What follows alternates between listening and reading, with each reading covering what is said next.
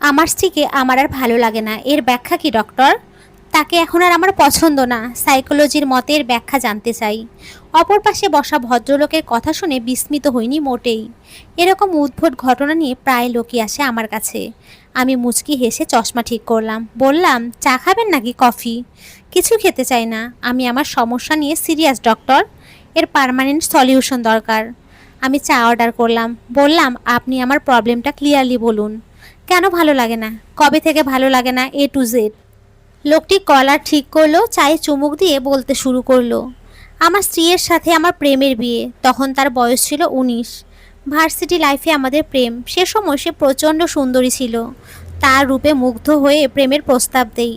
তাকে রাজি করাতে প্রচুর কষ্ট করতে হয়েছে আমায়। সে এতটাই সুন্দর ছিল যে আমার বন্ধুরাও তার রূপে বিমোহিত হতো। গত 4 বছর আগে আমি তাকে পালিয়ে এনে বিয়ে করি, কারণ তার মা বাবা আমার সাথে অনন্যার বিয়ে দেবে না। তাদের একটাই সমস্যা ছিল যে আমার মাসিক আয় তখন কম, যা এখন একটু বেড়েছে। তাছাড়া অনন্যা তার বাবা মার একমাত্র মেয়ে, তাই বড়লোক ছেলে খুঁজছিল। সেক্ষেত্রে আমি মধ্যবিত্ত। অনন্যা নিজেও আমায় খুব ভালোবাসতো, কেয়ার করত। ইদানিং সে সব সময় খিটখিট করে, অফিস থেকে ফিরলেই এটা ওটা নিয়ে ঝগড়ার সৃষ্টি করে। আগের মতো আমার খেয়াল রাখা তো দূর, আমার কোনো কিছুই তার মনে থাকে না। তার চেহারা এখন লাবণ্যতা নেই, শরীরের গঠন ভালো নেই। আগে যেমন সুন্দর ছিল এখন তেমনটা নেই, যেন সে 30 বছরের কোনো দুর্বল নারী। তার চোখে মুখে এখন আর কোনো মুগ্ধতা খুঁজে পাই না। মনে হয় সে প্রেমিকা হিসেবেই ঠিক ছিল। বিয়ের 2 বছরের মাথায় তার প্রতি আমার আকর্ষণ কমে যায়, আর এখন সেই আকর্ষণ নেই বললেই চলে। আমি জানি আমার মন মানসিকতাকে আপনি দায়ী করবেন, কিন্তু অনন্যার পরিবর্তনের কারণে আমি আতঙ্কিত। আমি হাত বাড়িয়ে ভদ্রলোক অর্থাৎ আয়মান নামক লোকটিকে থামালাম। জিজ্ঞেস করলাম, আপনার বাসায় কে কে আছে? প্রত্যুত্তরে সে বলল, মা, বাবা আর আমার ছেলে অনন্যা, আমি আর আমার এক বোন। তবে বছরের বেশিরভাগ সময় দাদা দাদি এসে আমাদের বাড়িতে থাকেন। আমি বললাম, আপনার মাসিক আয় কত? 30,000। অনন্যাকে বিয়ে করার সময় কত ছিল? 14,000। আপনার আম্মুকে কত টাকা দেন বা পরিবারের জন্য কত টাকা ব্যয় হয়? বাড়ি ভাড়া, বাজার সদাই, কারেন্ট বিল, গ্যাস বিল সহ প্রায় সব টাকায় মাকে দিতে হয়। কিছু টাকা রাখি, তাতে আমার আর বাচ্চা আরহানের হয়ে যায়। আপনার বোনকে কত টাকা দেন হাত খরচ হিসেবে? ও যখন যেটা চায় তাই এনে দেয়া হয়, হাত খরচ মাই দেন যখন লাগে। একমাত্র বোন বলে সে আদরে মানুষ হয়েছে। আপনার বাড়ির কাজ কে করে? অনন্যাই সব সামলায়। দাদি বয়স্ক মানুষ, বোনের কলেজ প্রাইভেট আছে, তাই তার কাজ শুধু পড়াশোনা। মায়ের শরীর ভালো থাকে না, তাই সব দায়িত্ব অনন্যার হাতে। অনন্যাও সব দায়িত্ব হাসি মুখে নিয়েছে। আপনার কি অন্য কাউকে পছন্দ? না ডক্টর, সেরকম নয়। আমি অনুতপ্ত এটা ভেবেছে কেন অনন্যাকে আমার আর পছন্দ নয়, কেন এখন তার প্রতি আকর্ষণ অনুভব করি না। আগের মতো ভালোবাসা পেলে হয়তো তাকে ভালো লাগতো, কিন্তু তার ব্যবহার আর কর্মকাণ্ড অসহনীয়। আমি তাকে সত্যিই ভালোবাসি, কিন্তু তার রুক্ষতার জন্য মনোমালিন্য হচ্ছে। বন্ধু বান্ধব কতজন আছে আপনার? অনেকজন। তাদের সময় দেন কিভাবে? অফিস থেকে এসে আড্ডা দিই বাইরে, নইলে ছুটির দিন ঘুরে ফিরে। ভার্সিটি লাইফে এরাই সাহায্য করেছিল অনন্যার হাত ধরতে। আপনার স্ত্রীকে হাত খরচ কত দেন? এইবার আয়মান সাহেব ইতস্তত হলেন, বললেন, ডক্টর, আমার সমস্যা আমার স্ত্রীকে নিয়ে। আপনি আমার পরিবারকে টানছেন কেন, বন্ধুদের টানছেন কেন? আর ওর হাত খরচের কোনো প্রয়োজনই হয় না, কারণ ও বাইরে বের হয় না তেমন। আর টুকটাক যা লাগে আমি এনে দিই। কিন্তু আপনার এইসব জেনে আদৌ কোনো লাভ হবে? আমার সমস্যা তো অন্য কোথাও। একটা প্রবলেম সলভ করতে অনেকগুলো বিষয় জানতে হয়। দেখা যায় সেগুলো সমস্যার সমাধান। আপনি যদি বুঝতে পারতেন সমস্যাটা কোথায়, তাহলে আমার কাছে কি আসতেন? নইলে আমি কি সায়েন্টিস্ট হতে পারতাম? আপনার সন্তান কেমন ধরনের, মানে শান্ত না দুষ্টু? ছেলেটা প্রচণ্ড দুষ্টু। 2 বছর বয়সী ছেলেটা সবাইকে নাজেহাল করে দেয়। আমি সারাদিন অফিসে থাকি, এইসব কথা অনন্যাই আমায় বলে। আর আমি বাড়িতে থাকলে বাচ্চা দুষ্টুমি করে, যা বাড়াবাড়ি রকমের নয়। এটা ওটা ভাঙাভাঙি তার স্বভাব। অনন্যার পড়ালেখা? বিয়ের পর আর মা পড়তে দেননি, সংসার সামলানো দায় হয়ে পড়েছে তাই। এছাড়া পাড়া প্রতিবেশীরাও কটু কথা বলে। আমি হাসলাম একটু। আয়মান সাহেব অবাক হলেন। আমি বললাম, মিস্টার আয়মান সাহেব, আপনি একজন ভালো প্রেমিক হলেও ভালো স্বামী নন। এটা কি আপনি জানেন? কী সব বলছেন? তার সব দায়িত্বই নিয়েছি, একটা পরিবার দিয়েছি, ভালোও বেসেছি। ইদানিং ওর পরিবর্তনের জন্যই এত মনোমালিন্য। আমি আয়মান সাহেবকে বললাম, অনন্যা যখন আপনার প্রেমিকা ছিল তখন সে সুন্দর করে সেজেগুজে আপনার সাথে দেখা করত। কোন কালারের ড্রেস পরবে, কোন কালারের ইয়াররিং পরবে ভাবতে ভাবতে তার অনেক সময় লাগতো। আপনার সাথে সে সব সময় স্থির শান্ত হয়ে কথা বলতো, কারণ আপনি তার প্রেমিক। অনন্যা তার মা বাবার একমাত্র মেয়ে, বাবা মায়ের আদরে আদরে মানুষ হয়েছে সে। আপনাকে বিয়ে করে সে কী পেয়েছে বলুন তো? আচ্ছা, আপনি লাস্ট কবে অনন্যাকে নিয়ে ঘুরতে বেরিয়েছিলেন মনে আছে? আচ্ছা, লাস্ট কবে সে আপনার কাছে কিছু চেয়েছে মনে আছে?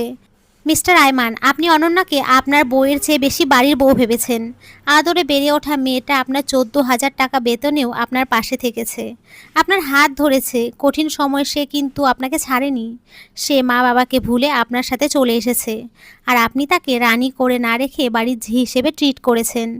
আয়মান সাহেব বেশ চটে গেলেন, বললেন, কি বলতে চান আপনি? ঘরের কাজ করলেই কি সে ঝি হয়ে যায়? বিয়ে মানে শুধু স্বামী স্ত্রীর বন্ধন নয়, পরিবারের মাঝেও বন্ধন। মিস্টার আয়মান, গত 2 বছর আগে আপনার সন্তান ভূমিষ্ঠ হয়েছে। বাচ্চা প্রসবের যে পেন তা আপনারা বুঝবেন না। সে সময় শরীরে দুর্বলের পাশাপাশি সুইং কাটা ছেঁড়ার কষ্ট সহ্য করেছে সে। আপনি তার পাশে ছিলেন কতক্ষণ? অনন্যা আলালের ঘরের দুলালি হয়ে আপনার বাড়ির সব কাজ, বাবা মায়ের সেবা, আপনার দাদা দাদির সেবা, বোনের সেবা, আপনার সেবা করে গেছে।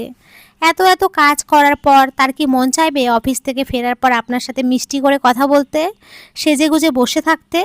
আপনি আপনার বোনকে কোনো কাজ করতে দেন না, কারণ সে আপনার বোন। অথচ বাচ্চা সামলানোর পাশাপাশি কিভাবে অনন্যা সংসার সামলাচ্ছে আল্লাহ তাআলাই জানে। আচ্ছা, আপনি তো বললেন অনন্যা আপনার সাথে ভালো করে কথা বলে না। আপনি বলুন তো, আপনি লাস্ট কবে তার প্রশংসা করেছেন? রান্নার হাতের তারিফ করেছেন, তার দিকে ভালো করে তাকিয়েছেন, এটা ওটা করতে সাহায্য করেছেন? আয়মান চুপ থাকলো। বললাম, শুধু শারীরিক সম্পর্ক করলে স্বামী হওয়া যায় না। স্ত্রী শুধু সবার খেদমত করবে, আপনার চাহিদা মেটাবে এমন নয়। কবে আপনি তাকে নিয়ে ঘুরেছেন, তার সাথে মন খুলে কথা বলেছেন? মনে পড়ে, আপনি তার চেহারায় লাবণ্য নেই তাই দুঃখ প্রকাশ করছেন, কিন্তু কেন নেই খোঁজ নিয়েছেন? ছুটির দিন বাচ্চাকে নিজে রেখে কখনো বলেছেন, অনন্যা ঘুমাও? না ঘুমিয়ে চোখের নিচে কালি পড়েছে তোমার। যেই মেয়েটা হাত কেটে গেলে বাড়ি মাথায় তুলেছে, সেই মেয়েটা রাত দিন খেটে যাচ্ছে, অথচ আপনি ভাবছেন তার রূপ নেই কেন? আপনার স্ত্রী অনন্যা ভালো একটা শাড়ি পরে না, মাথা আঁচড়ানোর সময় পায় না, রাতে না ঘুমিয়ে শরীর বসে গেছে। এত কিছুর পর সৌন্দর্য থাকবে আপনি ভাবেন কিভাবে? আয়মান চুপ করে রইলেন। খেয়াল করলাম তার চোখ চিকচিক করছে। আমি ঠান্ডা চায়ে চুমুক দিলাম গলা ভেজানোর জন্য। সে সময় আমার ফোনে কল এলো। ও পাশের মানুষটা আমার ভীষণ চেনা, আমার ঘরের মানুষ, আপন মানুষ। কল ধরে লাউডস্পিকারে দিলাম। হ্যালো, হ্যাঁ বলুন, কি করছো? রোগী দেখছি। আজ তাড়াতাড়ি আসবে কেমন? আমিও ছুটি নিয়েছি। চিত্রা পাড়ের ওখানে মেলা বসেছে, আমরা ঘুরতে যাব কিন্তু। আর তুমি সাদা রঙের শাড়ি পরবে কেমন? তোমার শুভ্র পরি লাগবে, আর চুলে গাজরা দিতে ভুলো না। আমি হাসলাম, বললাম, আসবো একটু পরে, আপনিও পাঞ্জাবি পরবেন। মেঘু শোনো। হ্যাঁ বলুন। ভালোবাসি, অপেক্ষায় রইলাম। ফোনটা কেটে আমি আয়মান সাহেবের দিকে তাকালাম। উনি আমার আর আমার স্বামী মাহদির কথোপকথন শুনছেন। বললেন, আমি খুব লজ্জিত ম্যাম। আমি এখন কি করতে পারি? যে অন্যায় করেছি তা কি ক্ষমার যোগ্য? আপনি অনন্যাকে সময় দিন। ছুটির দিন বন্ধুদের সাথে না ঘুরে অনন্যার সাথে সময় কাটান। তাকে কিছু হাত খরচ দেবেন, যা দিয়ে সে নিজের বন্ধু বান্ধবদের সাথে আড্ডা দিতে পারবে। অনন্যার যত্ন নিন, পারলে বাসায় একজন সাহায্যকারী রাখুন। অনন্যার সাথে মন খুলে কথা বলুন, দেখবেন সব ঠিক হয়ে যাবে। অনন্যা পছন্দ করে এমন কিছু করুন, তার পাশে থাকুন। পারলে দুজনে হাওয়া বদল করে আসুন। অনন্যার মনের রাগ, অভিমান, অভিযোগ প্রকাশ করার অধিকার দিন। আয়মান সাহেব, স্বামী স্ত্রীর সম্পর্ক মধুর, শান্তির। এতে হারাম নেই, বাধা নেই। বিশ্বাস, সম্মান, ভালোবাসা একটি সম্পর্কে জরুরি। কেবল সৌন্দর্যের মায়ায় পড়লে চলে না, ব্যক্তিত্ব এবং মানুষটার অন্তরের প্রেমে পড়ুন। দুজনের প্রতি দুজনের সম্মান বজায় রাখুন। একবার সম্পর্ক নষ্ট হয়ে গেলে তা ঠিক হবে না। মনে রাখবেন, ভাঙা আয়না জোড়া লাগলেও দাগ রেখে যায়, গায়ে কাটা বিঁধে গেলে তা বের করলেও ক্ষত রয়ে যায়। আয়মান সাহেব শুনল, তাড়াহুড়ো করে উঠে গেল অনন্যার কাছে। আমিও বের হলাম কেবিন থেকে। মাহদি বোধহয় অপেক্ষা করছে। আয়মান বাড়ি গিয়ে বেল বাজালো। অনন্যা শাড়িতে হাত মুছে দরজা খুলে বাচ্চাকে নিয়ে ব্যস্ত হয়ে পড়ল। আয়মান হাতের গাজরাটা অনন্যার দিকে বাড়িয়ে দিল। অনন্যা বিস্মিত চোখে তাকালো। গত কয়েক মাসে এসব সে দেখেনি। আয়মান বলল, অনু চলো কোথাও ঘুরতে যাই। কতদিন হলো বলো তো আমরা ঘুরতে যাই না? অনন্যা খুশি হলো, বোধহয় অভিমানটাও চড়া হলো। ব্যক্তিত্ব টেনে আনলো। পরক্ষণেই বলল, বাসায় অনেক কাজ, কোথাও যাওয়া সম্ভব নয়, তুমি বন্ধুদের সাথে যাও। তাচ্ছিল্যর সাথে বলল, আমায় নিয়ে তোমার না ভাবলেও চলবে। কাজের লোক আসবে কাল থেকে, আজ থেকে আমি তোমার সেবা করব অনু।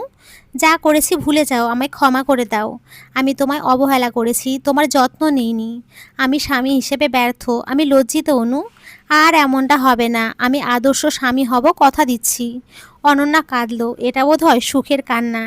নিজের জীবনের পাওয়া আনন্দ সে আবার পেল। অনন্যাকে ধরে আয়মান বাইরে নিয়ে এসে বলল, কাল থেকে এক সাহায্যকারী আসবে, সেই বাড়ির সব কাজ করবে। আর তার সাথে মায়া, আয়মানের বোন, টুকটাক কাজ করে দেবে। আমার বাচ্চাকে সামলাবে। আর আম্মু, তুমি দাদির সেবা করবে। অনন্যাকে এবার নিজের মতো করে বাঁচতে দাও, নিজের স্বাধীনতায় বাঁচতে দাও।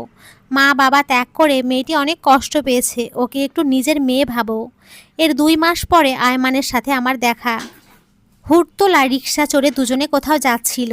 অনন্যা মেয়েটি দেখতে সত্যিই চমৎকার, তাই এর সৌন্দর্য ঢাকা পড়েছিল যত্নের অভাবে। এই তো ফাল্গুনের শাড়িতে মেয়েটিকে কি অপূর্বই না লাগছিল। আমি তাকিয়েছিলাম দুজনের দিকে। আয়মানের কাছ থেকে সব শুনলাম। সব কিছু ঠিক হবার গল্প শোনালো, দুজনই ধন্যবাদ দিল আমায়। আমি দোয়া করে দিলাম, স্বামী স্ত্রীর সম্পর্ক এতই ঠুনকো নাকি। নমস্কার বন্ধুরা, তোমরা সকলে খুব ভালো থেকো, সুস্থ থেকো।